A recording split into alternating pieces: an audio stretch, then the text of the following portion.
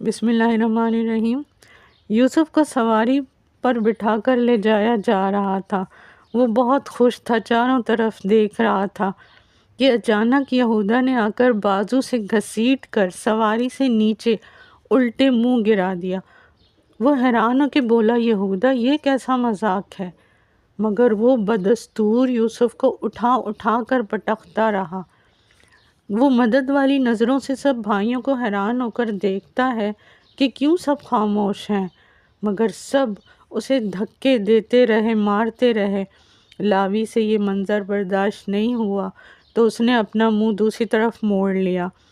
آخر سب نے مل کر مارنا شروع کر دیا اور یوسف کے منہ سے ہر جگہ سے خون آنے لگ گیا۔ ایک بھائی مارتے ہوئے بولا کہ بابا کو آواز دو نا، مدد کے لیے پکارو۔ پھر دوسرا مارتے ہوئے بولا، اب بابا نہیں سنیں گے، چیخو چلاؤ، ہم سب بابا کے بیٹے ہیں، مگر محبت صرف تمہارے لیے تھی، بولو اب کدھر ہیں بابا؟ تیسرا بولا، خواب سناؤ نا۔ چوتھا بولا، خواب والے ستاروں کو مدد کے لیے بلاؤ نا، کدھر ہیں اب سب؟ یوسف چلایا، بچاؤ بچاؤ بابا۔ اس کی دردناک آواز کے ساتھ ہی تیز آندھی چلنے لگی، تمام جانور بھی شور مچانے لگے۔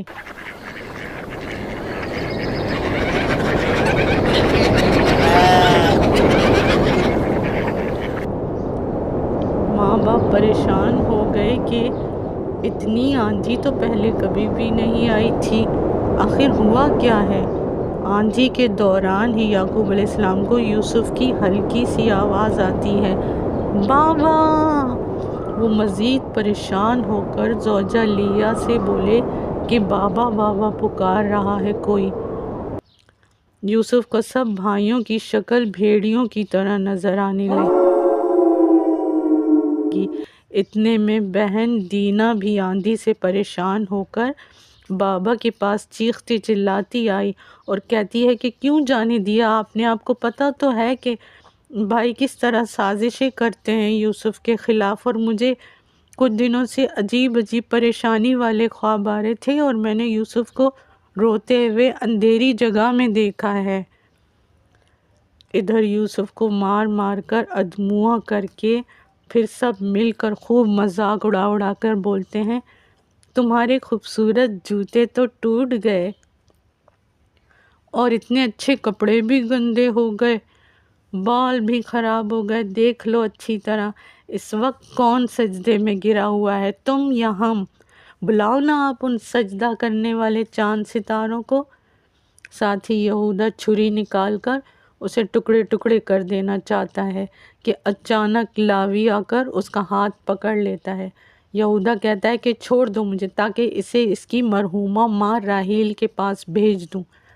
یہودا نہیں مانا تو لاوی نے چھری چھین لی اور بولا کہ یا تو تم مجھے پہلے مارو یا پھر میں بابا کو سب کچھ بتا دوں گا، یا پھر میں تمہیں مار دوں گا۔ اتنے میں یوسف نیم بے ہوشی میں چلا جاتا ہے۔ لاوی چھری پھینک کر یوسف کو خون صاف کر کے اور اس سے معافی مانگتا ہے اور کہتا ہے کہ خدا ہمیں کبھی بھی معاف نہیں کرے گا۔ یوسف ٹوٹتی ہوئی آواز سے کہتا ہے کہ پیغمبر کے بیٹوں کو ہمیشہ اس بات کے لیے تیار رہنا چاہیے کہ اس پر دنیاوی آزمائشیں آئیں گی، مگر میں سوچ بھی نہیں سکتا تھا کہ مجھ پر پہلی مصیبت میرے بھائیوں کی طرف سے آئے گی۔ اور پھر اس بچے یوسف نے زخمی سی مسکراہٹ سے ایک بہت ہی گہری بات کہہ دی۔ اس نے کہا، تھوڑی دیر پہلے جب میرے بھائی مجھے بہت پیار اور عزت سے سواری پر بٹھا کر لا رہے تھے تو مجھے اپنا آپ بہت خوش نصیب لگا۔ میں نے سوچا جس کے ایسے بھائیوں اسے پریشان ہونے کی کیا ضرورت، لیکن افسوس کہ میں نے اللہ کے علاوہ کسی اور پہ بھروسہ کیا۔ اچھا ویورز، کمنٹس کر کے یہ بتائیں کہ ہم جیسے عام لوگ بھی جب اللہ کے سوا کسی اور سے امید لگاتے ہیں تو کیا ہوتا ہے؟ کیا ہمیں خون کے رشتوں سے امید لگانی چاہیے؟